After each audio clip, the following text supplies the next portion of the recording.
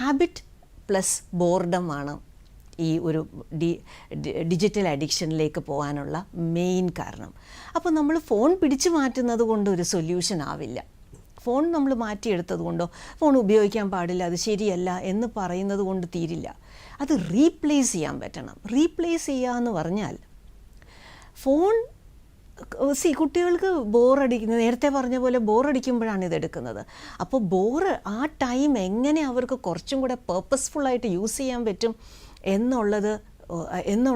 അതിനുള്ള ഒരു അവസരം കൊടുക്കുവാണെങ്കിൽ, അവരെ എത്രമാത്രം കൂടുതൽ എൻഗേജിങ് ആകാൻ പറ്റുമെന്നുള്ളത് നോക്കുവാണെങ്കിൽ താനേ പിള്ളേർ ഫോണിൽ നിന്ന് മാറി മറ്റ് കാര്യങ്ങളിലേക്ക് പോകും. ഫോർ എക്സാമ്പിൾ, അവർക്കൊരു പേർപ്പസ് വന്നു, മോനെ നീ ഇത്രയും കാര്യങ്ങൾ ഇതൊന്ന് ചെയ്തതായോ, ഞാൻ അമ്മ പോയി വരുമ്പോഴത്തേനും എനിക്കിതൊന്ന് പച്ചക്കറി അരിഞ്ഞു തരാം, അല്ലെങ്കിൽ ചെടി നനയ്ക്കാവോ, അല്ലെങ്കിൽ തുണിയൊന്ന് വിരിച്ച് മടക്കി വെക്കാവോ, അങ്ങനെ എന്തെങ്കിലുമൊക്കെ ഉത്തരവാദിത്വങ്ങൾ കൊടുക്കുവാണെങ്കിൽ അവരതിലേക്കായിരിക്കും മുന്നോട്ട് പോകുന്നത്.